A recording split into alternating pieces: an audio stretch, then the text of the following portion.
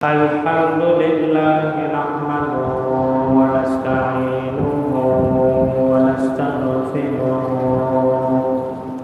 ونعوذ بالله من شرور أنفسنا ومن سيئات أعمالنا من يهده الله فلا مضل له ومن يضلله فلا هادي له ونشهد أن لا إله إلا الله وحده لا شريك له ونشهد أن سيدنا وحبيبنا وحبيب قلوبنا محمدا عبده ورسوله أرسله بالحق بشيرا وداعيا إلى الله بإذنه وسراجا منيرا فقد قال الله تبارك وتعالى في القرآن الكريم أعوذ بالله من الشيطان الرجيم بسم الله الرحمن الرحيم إن الله وملائكته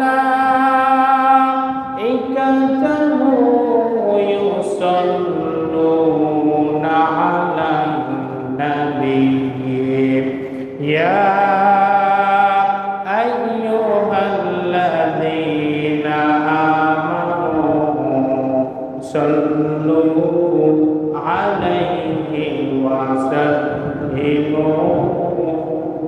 تسليما اللهم صل على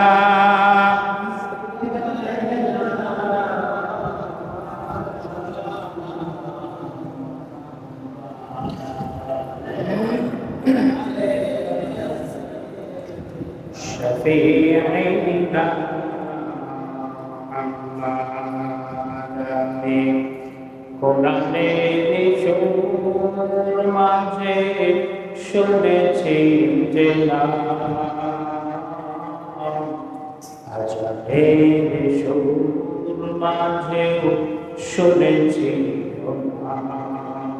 আমি কোরআনের সুর মাঝে শুনেছি যে নাম আজানের সুর মাঝে শুনেছি ও নাম শুনেছি আমি আমার হৃদয় রাসূল নবীজি তোমার রাসূল নবীজি তোমার আল্লাহুম্মা সাল্লি আলা সাইয়্যিদিনা মাওলানা মুহাম্মদ ওয়া আলা আলি সাইয়্যিদিনা শাফিঈনা মুহাম্মদ بلغ العلا بكماله كشف الدجى بجماله حسنت جميع خصاله صلوا عليه وآله ربي زدني علما ربي زدني علما رب اشرح لي صدري ويسر لي أمري واحلل عقدة من لساني يفقهوا قولي وبك نستعين يا مستعان সম্মানিত মুসল্লিয়ানে কেরাম, আল্লাহ তাবারক ওয়া তাআলার দরবারে অসংখ্য অগণিত শুকরিয়া যে আল্লাহ রাব্বুল ইজ্জত আমাকে আপনাকে জীবনের হায়াতের এই পর্যায়ে নিয়ে এসে সুস্থ সবল রেখেছেন এবং পাক পবিত্র হয়ে আবার একটি মোবারকময় দিন জুমার দিনে আমাকে আপনাকে মসজিদে জুমার নামাজ আদায়ের উদ্দেশ্যে আগে আগে উপস্থিত হওয়ার তৌফিক এনায়েত ফরমাইছেন। সেই মহান রবের দরবারে সকলেই সমস্বরে একবার কালেমাতু শুকর বলি, সকলেই পাঠ করে আলহামদুলিল্লাহ। প্রিয় উপস্থিতি, আজকের দিনে আমরা ক্যালেন্ডারের দিকে যদি তাকাই তাহলে দেখছি ইংরেজিতে সেপ্টেম্বর মাসের আজকে 19 তারিখ। বাংলা সনের দিকে যদি তাকায় তাহলে দেখি 1432 বঙ্গাব্দের আশ্বিন মাসের আজকে 4 তারিখ। আবার আরবি সনের দিকে যদি তাকায় 1447 হিজরির রবিউল আউয়াল মাসের আজকে 25 তারিখ। কত তারিখ? 25 তারিখ। এই তো সেদিন আমরা রবিউল আউয়াল মাস শুরু করলাম। নবীজির জীবনীর চুম্বক কিছু অংশ আপনাদের সামনে বয়ান করার চেষ্টা করছিলাম।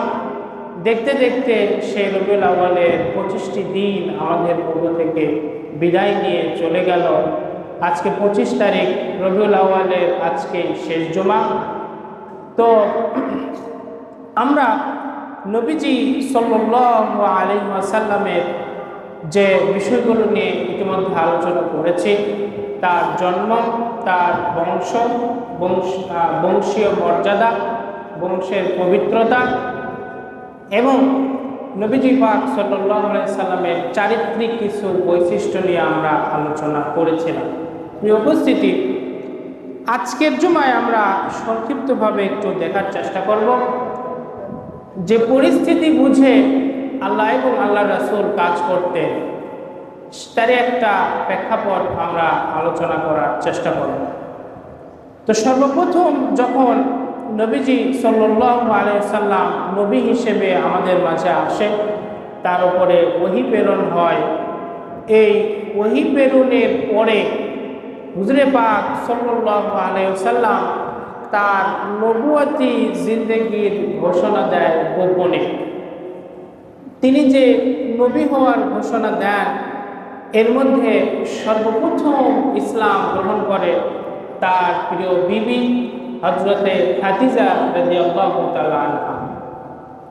তো এখানে ছোট্ট করে একটা বিষয়, নবীজি সাল্লাল্লাহু আলাইহি সাল্লামের উপরে কাফের মুশরিক বেঈমান যারা অমুসলিম আছে, ইসলামকে যারা পছন্দ করে না, তারা আমাদের নবীকে একটা নারীলোভী পার্সন হিসেবে উপস্থিত করার চেষ্টা করে। যেহেতু আপনারা সকলেই জানেন আমাদের নবী সাল্লাল্লাহু আলাইহি সাল্লাম একসঙ্গে 11টি বিবাহ করেছিলেন, একসাথে 9টি বিবি ছিল এবং পর্যায়ক্রমে 11টি বিবি তার ছিল। তো এই যে অনেকগুলো স্ত্রী তার ছিল, এটার কারণে অনেকেই আমাদের নবীজিকে নারীলিপ্সু হিসেবে প্রকাশিত করার বা ঘোষণা দেওয়ার একটা চেষ্টা করে যে তোমাদের নবী সে হচ্ছে একজন নারীভোগী একটা পার্সন, নাউযুবিল্লাহি মিন যালিক। তো এখানে দেখেন একটা বিষয়, সূক্ষ্মভাবে দেখলে এটা তাদের শুধুই হিংসা এবং বিদ্বেষমূলক একটি দাবি ছাড়া আর কিছুই নয়। হুজুর পাক সাল্লাল্লাহু আলাইহি সাল্লামের সর্বপ্রথম বিয়ে যে খাদিজার সাথে হয়, তখন রাসূল পাকের বয়স কত ছিল? 25 বছর, তাই না? তাহলে আর খাদিজার বয়স তখন কত? তাহলে একজন 25 বছরের যুবক তার যদি নারীর প্রতি ভোগ করার লিপ্সাই যদি থেকে থাকে, তাহলে তিনি একজন মধ্যবয়সী অথবা বলা চলে একজন বুড়ি মহিলাকে কেন বিয়ে করবেন, ঠিক কিনা? আবার দ্বিতীয় আরেকটা কথা হলো যে এই বিয়েতে নবীজি কিন্তু নিজে খাদিজাকে বিয়ের প্রস্তাবও দেয় নাই, আবার মনের বাসনাটাও প্রকাশ করে নাই। স্বয়ং খাদিজাই রাদিয়াল্লাহু তাআলা আনহা রাসূল পাক সাল্লাল্লাহু আলাইহি সাল্লামের ইন্টেলেকচুয়ালিটি, ব্যবসায়িক বুদ্ধিমত্তা দেখে পছন্দ করে প্রস্তাব দিয়েছিলেন। আপনারা জানেন যে সে সময়ে মক্কা থেকে ব্যবসা করার জন্য ব্যবসায়িক উদ্দেশ্যে বিভিন্ন জায়গায় সফর আজও হয়, এখনও দেশি বিদেশি কোম্পানিরা ব্যবসা করে। অনেক বিদেশি কোম্পানি আমাদের দেশে এসে ব্যবসা করছে, এরকম আছে না? অনেক আছে, তাদের কোম্পানি চালু করেছে। যেহেতু আমাদের দেশের জনগণ লোকবল বেশি, তো দেখা গেছে যে তারা অর্থ সামর্থ্য ইত্যাদি নিয়ে এসে এদেশের জনবল লোকবলকে কাজে লাগিয়ে কোম্পানি চালু করেছে, বিভিন্ন শিল্প কারখানা যারা চলমান রেখেছে। শিল্প কেন্দ্রিক যে বিপ্লব, এটার একটা ছড়িয়ে পড়েছে পুরো বিশ্বে। তো সে সময়েও ব্যবসায়িক উদ্দেশ্যে বিভিন্ন জায়গায় পণ্য আনা নেওয়া করত, এক জায়গা থেকে কিনে আরেক জায়গায় বিক্রি করে কাফেলা মক্কায় ফিরে আসতো। তো হযরতে খাদিজা রাদিয়াল্লাহু তাআলা আনহা যেহেতু বংশীয়ভাবে সম্পদশালী একজন মহিলা ছিলেন, তার ওয়েলথ অনেক বেশি ছিল, এজন্য তিনি এই ব্যবসায়িক কার্যক্রমটি চালাতেন। তো যখন হুজুর পাক সাল্লাল্লাহু আলাইহি সাল্লামের বয়স 25 হয়, তো তিনি তখন মক্কার বুকে তার যখন আল আমিন তথা বিশ্বস্ততার খবর ছড়িয়ে পড়ে, তখন স্বভাবতই হযরত খাদিজা চাইলেন যে নবীজিকে দিয়ে একটু ব্যবসা করাবেন। তো তাকে ব্যবসায়িক মালপত্র সহ একজন সহযোগী সাথে দিয়ে নবীজিকে প্রদান করে পাঠালেন। তো এই যে ব্যবসা করে ফিরে আসলো, এবং দেখা গেল যে আগের বার খাদিজা যে ব্যবসায়িক কাফেলা পাঠাইছিল যাকে দায়িত্ব দিয়ে, তো তাদের চাইতে নবীজির ব্যবসায়িক সাফল্যটা দ্বিগুণ হয়েছে। তো এই যে একটা ব্যবসায়িক সাফল্য, এটা দেখে অ্যাট্রাকটিভ হয়ে হযরতে খাদিজা নিজে নবীজিকে, তার চাচাকে, তিনি মনে মনে নিজে নিজে একটা আগ্রহ পোষণ করতেছিলেন বান্ধবীদের মধ্যে, তার সমবয়সী। তো তখন তার বান্ধবীরা বলল যে যদি এত ভালোই লাগে তাহলে একটা প্রস্তাব দিয়েই দেখতে পারো।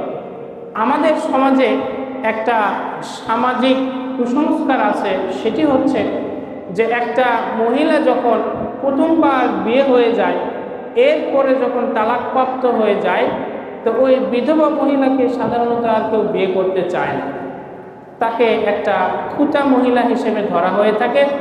এবং আমাদের এই দেশের এই প্রচলনের কারণে অনেক মহিলারাও আর বিবাহের প্রতি আগ্রহ দেখায় না।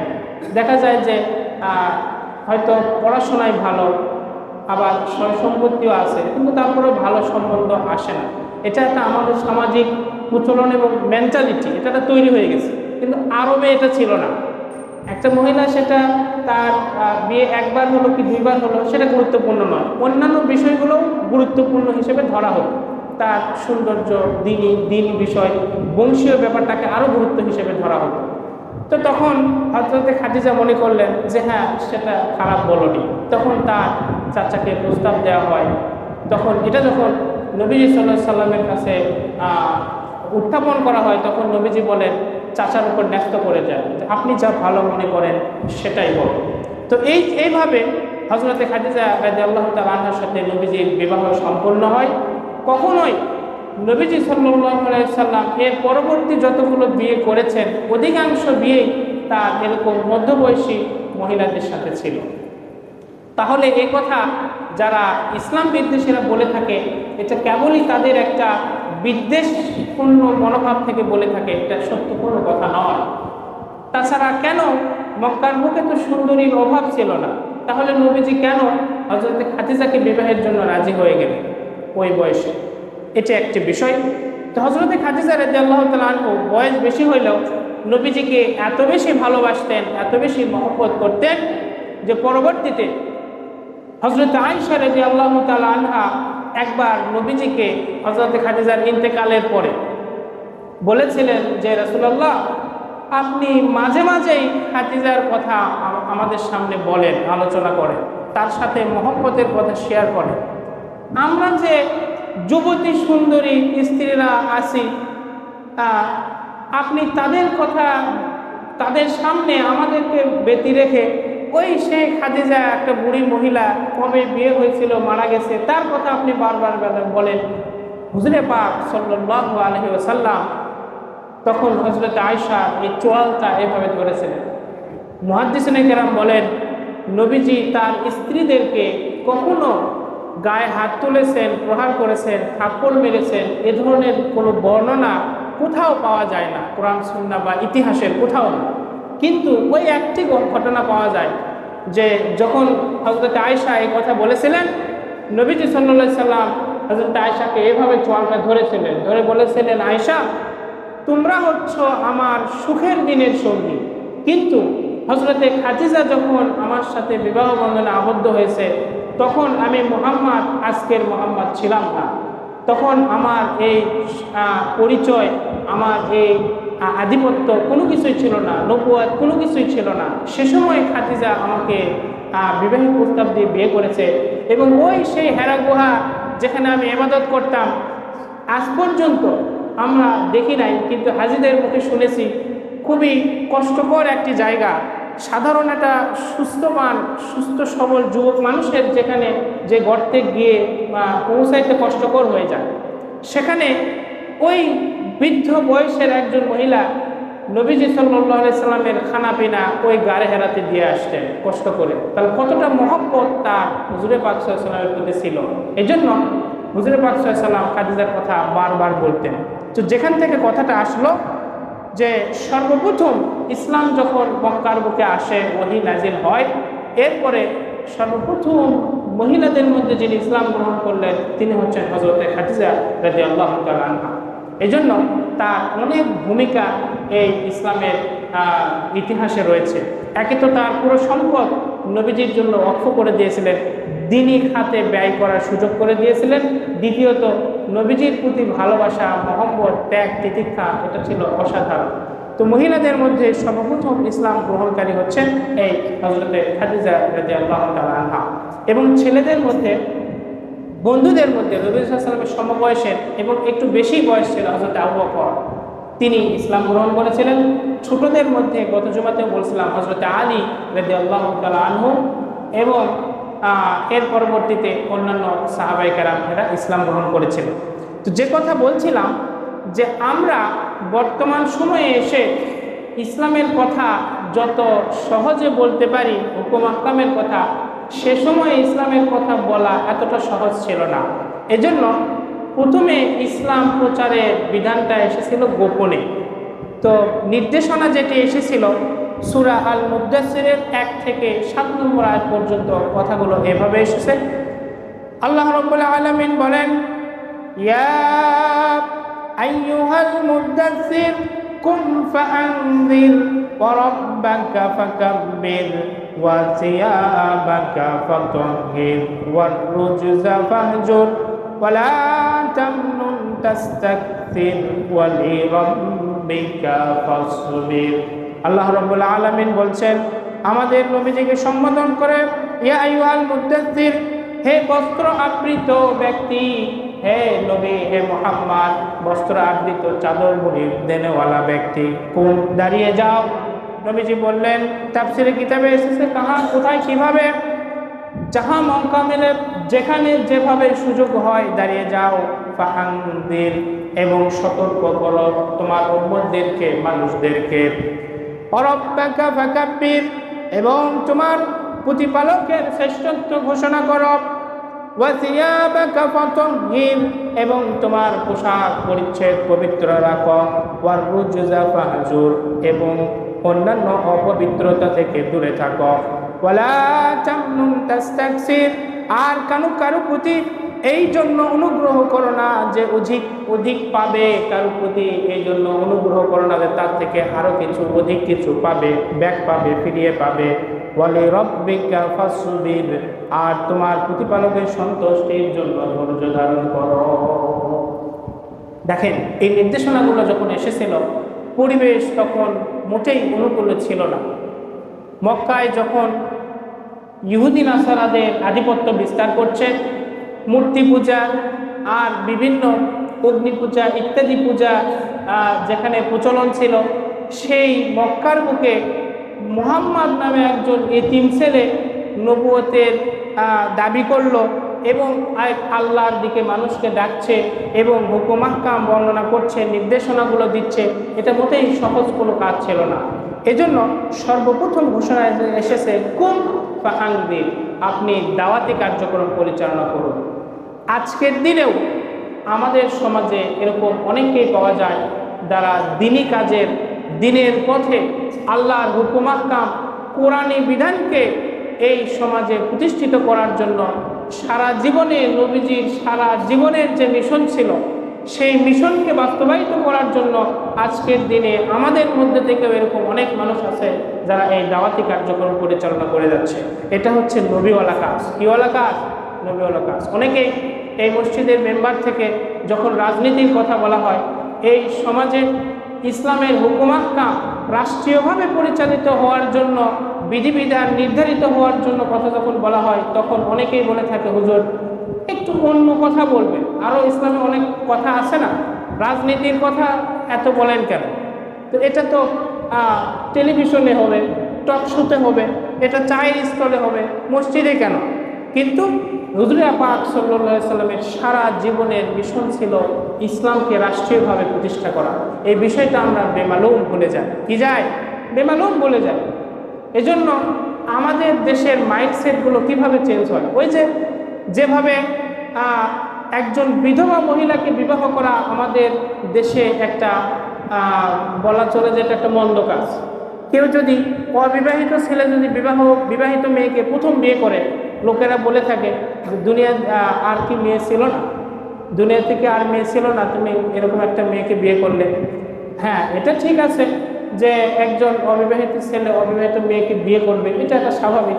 কিন্তু কখনো যদি বিধবাকে বিয়ে করে আমরা তাকে পুষিং দিই, তাকে বিভিন্ন কথা শোনাই, ভাবখানা এমন যে সে একটা অপরাধের কাজ করেছে। সামাজিকভাবে এটা আমাদের এখানে প্রচলিত হয়ে গেছে। ঠিক একইভাবে রাজনীতির মাঠেও আমাদের সামাজিক একটা মন্দপ্রথা চালু আছে। সেটা হচ্ছে যে ধর্মকর্ম এগুলো হবে সব মসজিদে, এগুলো হবে সব ওয়াজের ময়দানে, মাঠে। রাজনীতির মাঠে আবার ধর্মকর্ম কেন? ঠিক কিনা? এই জন্য দেখা যায় যে অনেক প্রসিদ্ধ পরিচিত বক্তা আছে, তাদেরকে যখন ওয়াজের মঞ্চে দাওয়াত করা হয়, তাদের ওয়াজ শোনার জন্য হাজারো লাখো মানুষের ঢল পাওয়া যায়। কিন্তু তারা কোয়ালিফাইড হওয়ার সত্ত্বেও তারা যদি কখনো রাজনীতির ময়দানে আসে, তখন মানুষ তাদেরকে ওইভাবে সাড়া দেয় না। এইরকম একটা মন্দ চেতনা আমাদের মধ্যে ঢুকে গেছে।